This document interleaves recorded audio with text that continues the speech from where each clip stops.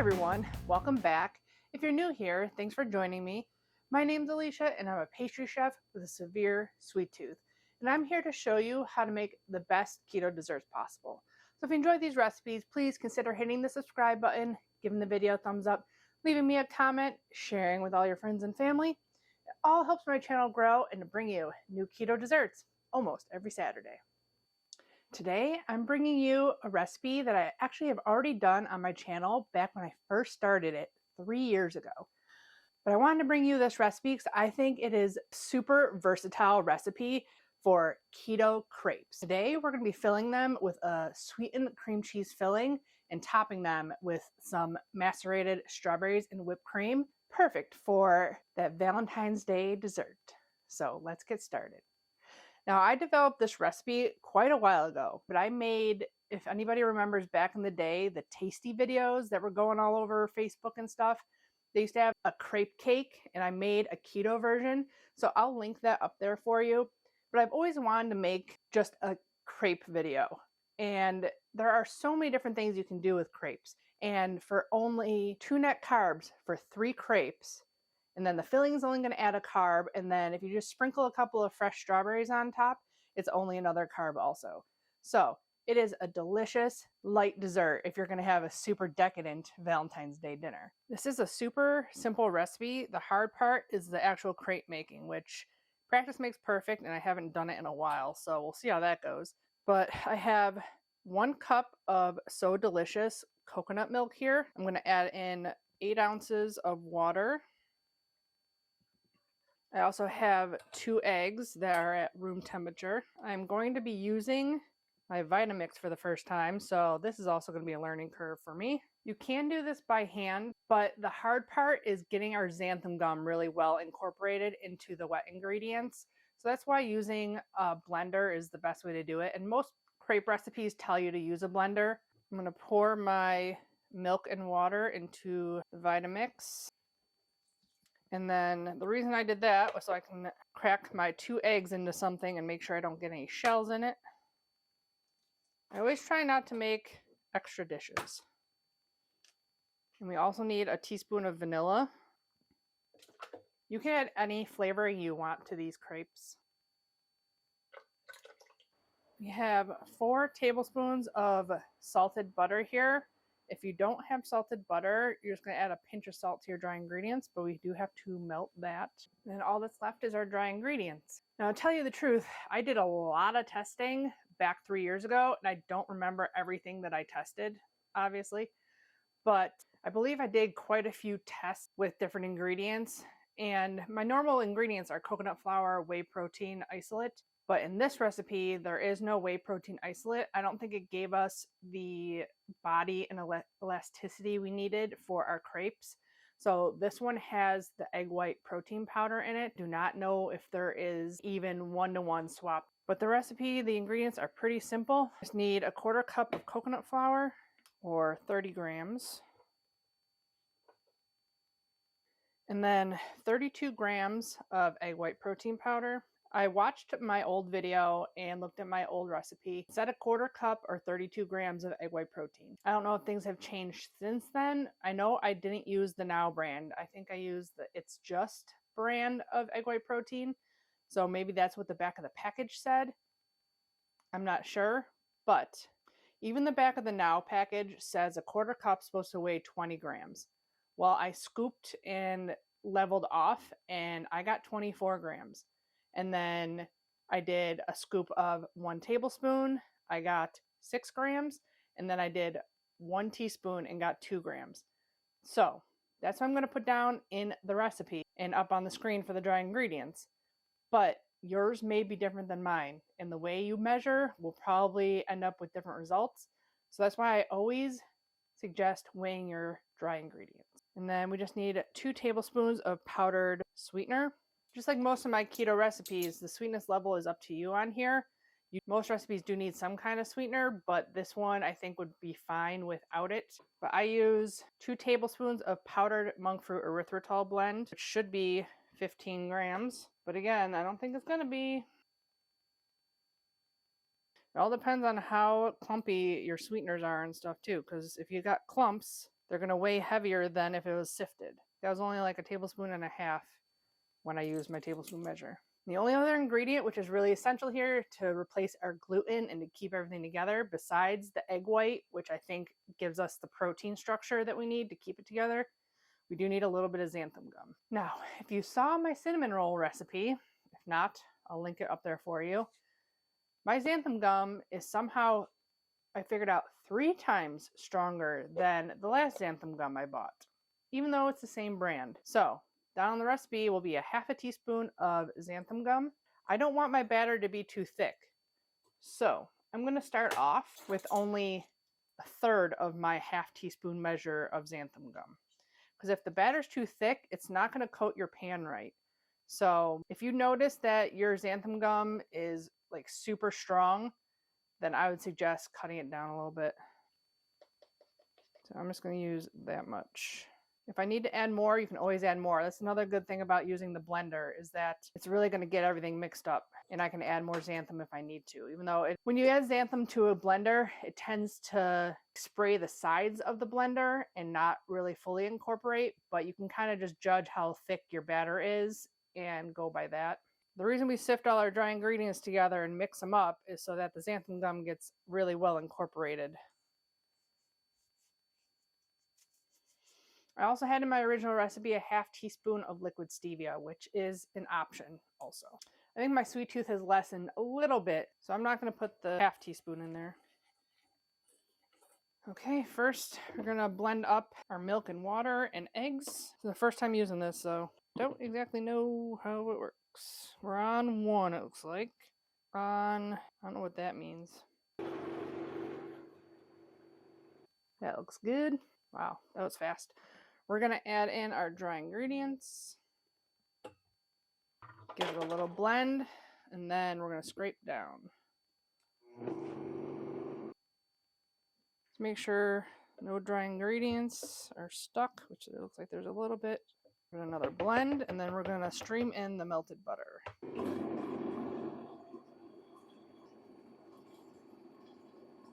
We get one more scrape down and blend, and then we're going to let this sit for a little while to thicken up. Edges of this are kind of hard to scrape down. They're very rounded. Hopefully I got everything in there. Batter's looking kind of the right consistency, especially if it sits for a little bit and gets thicker. So get everything out of the way and we'll make the filling up. While the batter is sitting, I already cut up 8 ounces of strawberries that I had to use up. You can macerate strawberries any way you want. I normally use a monk fruit erythritol blend. Locanto seems to be finer of a grain than other monk fruit erythritol blends, but I've used all the different brands and they all work in macerating strawberries. You can also use a little bit of allulose, or you can just use some powdered stevia and liquid stevia, and that'll work also. Also, a little tip, fresh citrus or citrus rind always tastes good in like macerating strawberries. And using just a tablespoon of orange juice or something like that isn't going to add a ton of carbs. But also, if I do have oranges and I need to use them up, I zested them all and then juiced them all, and I put them into ice cube trays, and it was about a tablespoon per ice cube cavity, and I froze them and put them into a Ziploc bag. So if I just want to add a tablespoon of orange juice to a jam or a sauce or maceration or something like that, I just defrost one of those guys in the mixture. And I also zest everything and put it into a container and freeze it. That way I can add it to something like this if I want. So this is just frozen orange zest. I'm going to add a little bit to my strawberries. And if I felt like adding the orange juice, I would. But I need my orange juice for cranberry orange scones if I want to sell any. And the amount of sweetness you add here is up to you, because everybody's taste on keto is different. And like stevia is sweeter than allulose, and then monk fruit erythritol is sweeter than allulose because it's made to be a 1-for-1 with regular sugar. So depending on what you use for your sweeteners, how much you're going to use and how sweet your strawberries are. I'm just going to do a 1/4 teaspoon of pure stevia. I'm going to actually add a tiny splash of orange extract to this to give it a little more orange flavor. But you can put some vanilla in here, you can put lemon, whatever you like. Always taste for sweetness. These strawberries were pretty ripe, so they're actually kind of sweet. I'm just going to add a teaspoon of allulose. Make it a little bit sweeter, but there is a little bitter note to stevia sometimes if you just use all stevia. So you can always combine things. That's why a lot of keto products have multiple sweeteners in them so that you don't get an overpowering negative effect from just a lot of one keto sweetener. I think that's good. I'm gonna let that hang out while we make the rest of our recipe. For the filling, it's really kind of up to you on what you want to flavor it as. I'm just going to do a vanilla cream cheese filling. So I have 8 ounces of cream cheese that have been coming to room temperature, and I'm just going to mix it into a half cup of heavy whipping cream with a little bit of powdered monk fruit and vanilla extract. You can add anything you want to this. You can add a scoop of peanut butter. You can add any kind of collagen powders, flavored MCT powders, any of that kind of stuff you can add to this filling. I regularly make whipped cream with just like a scoop of collagen powder in it for like my keto ice cream and stuff like that. So you can easily mix something into this filling. You can also do like a tablespoon of raspberry jam or strawberry jam or anything like that. I'll link up there my jam recipe. The jam on top of these crepes would be delicious too, instead of the macerated strawberries. So there's a lot of things you can do with these crepes. This is just one variation. So I'm going to start with just 30 grams of powdered monk fruit erythritol, which should be about a quarter cup, which too much, even though this is a quarter cup measuring cup, because it's clumpy. There we go. I'm going to add that into a medium-sized bowl with a half cup of heavy cream. I figured out this filling with the crepes, if you add an ounce to each crepe, it adds 1 carb. So that's how I came up with this ratio. A little bit of vanilla extract. Add any extract you want. Start on low speed.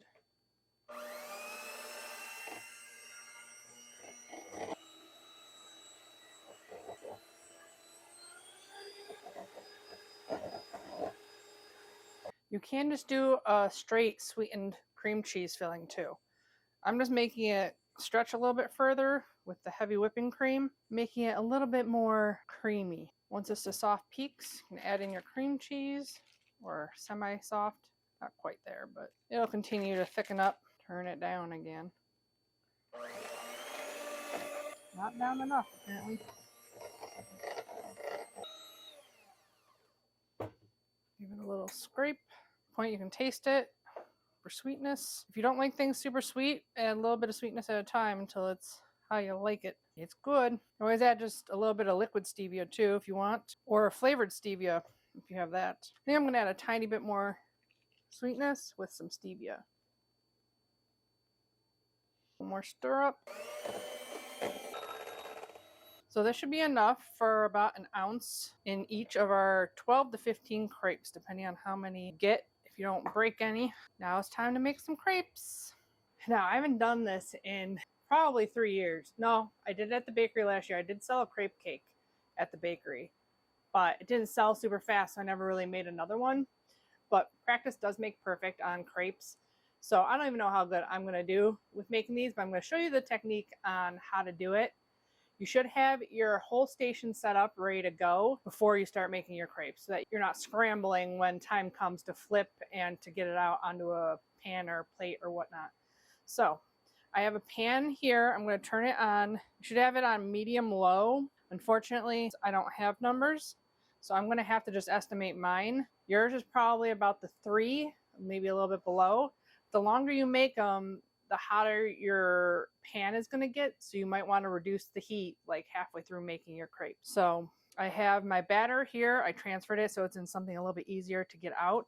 I have a quarter cup, which is what each one is going to be. I have a little bit of soft butter, and I have a place for my crepes to land once they come out. So I'm going to take a little bit of the butter on just paper towel, kind of rub it down a little bit like that. Keep that handy. You're also going to want some kind of spatula to help you get the corners up so you can flip it. I found the best way to flip is with your hands, but this comes in handy to just get your corner up so that you can flip it easier. The way to know your pan is hot enough, you just want to take a tiny bit of batter, put it on. If it sizzles, it's ready. So it didn't even sizzle.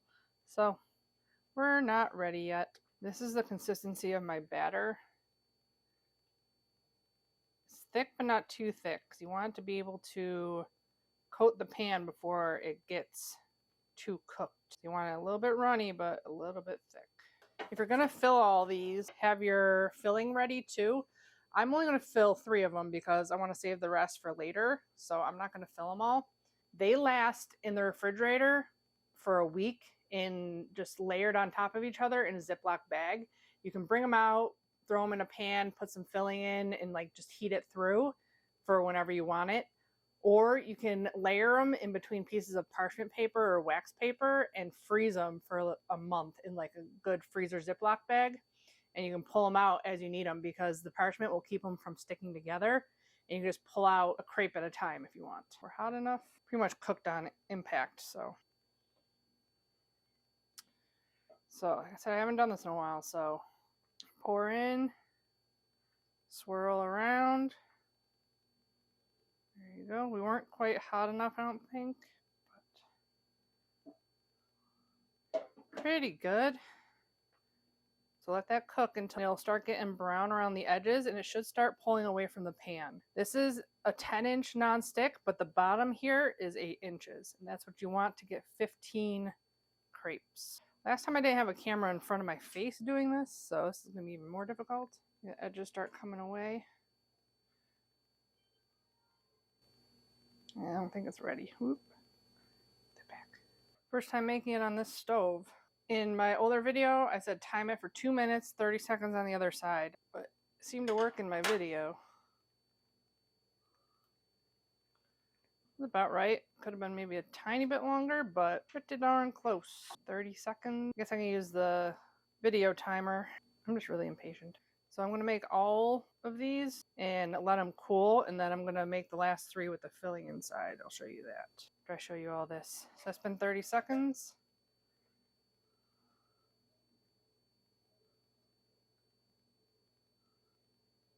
Out onto a tray. There's our crepe. Looks pretty good. Now we're going to put a little bit more butter. Now it looks like we're heating up good.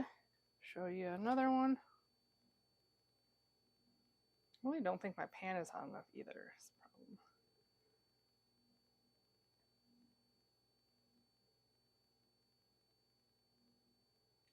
Two minutes. I'm going to try and time it and not flip it early. Once you get really good at this, if you have 2 pans, you can have 2 going at the same time. And I believe that's what I did when I was doing testing and stuff. I had a couple pans going at once. I'm going to kick up the heat a little bit on my pan also. I don't think it's hot enough. You do want to hear a little bit of a sizzle when you put your batter in. It's been 2 minutes. Ripped a little bit. Pan definitely wasn't hot enough.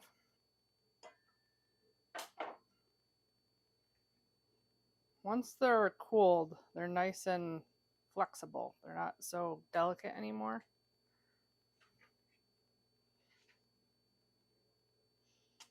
If you can't pick it up with your hands, you can just like flip your pan over. If you're using a metal spatula, make sure you don't scrape your pan too much. Make sure you have your pan centered on your flame. Okay, I'm just going to keep making crepes here, and I'll meet you back here when we are down to the last 3 crepes. Okay, I think I only have 3 or 4 crepes left to make. I only messed up one other one, but I think we'll get at least 12, if not 14, with 2 that we completely messed up. So most crepes, you do want just like a little bit of color on them. These are completely blonde because I can literally put them back into a warm skillet to put more filling in, but it is okay to have like some brown on your crepes. I just don't think we had the right temperature for any of our crepes, basically, because I'm just too impatient. But just have a couple more to do here, and we're gonna actually fill them and fold them in the pan.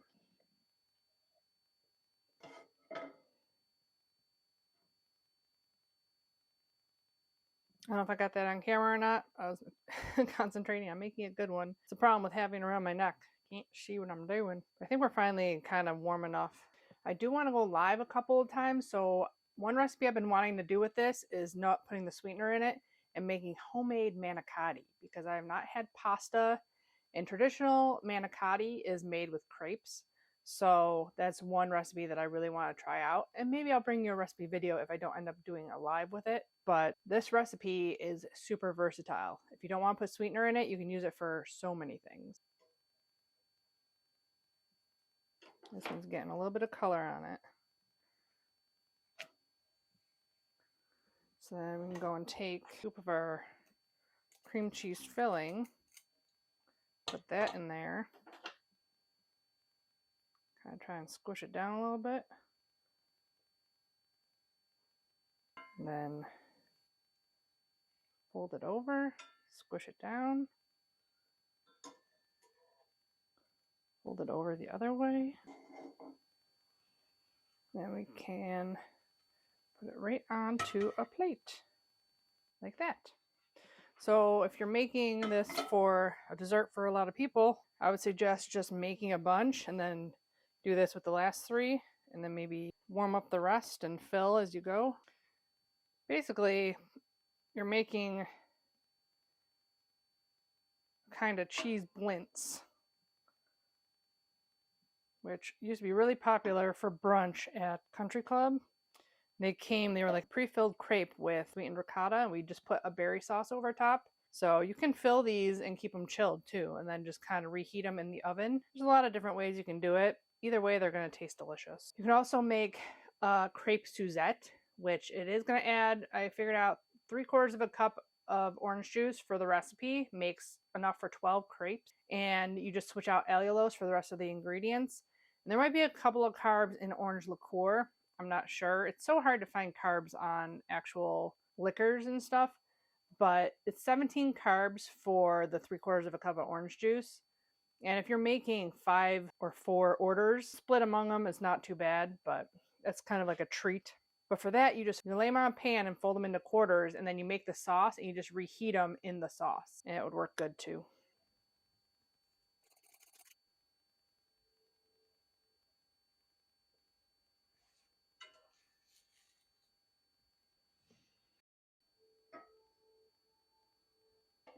So this is crepe number 12.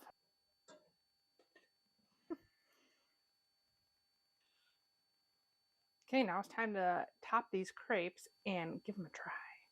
I'm going to put 1 scoop of this on top. And then strawberries.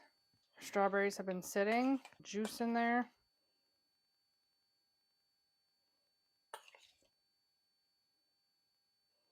You can always puree this a little bit and get it saucier too if it's not as saucy as you want it. Time to give this guy a try. Looks delicious. Let's give it a try.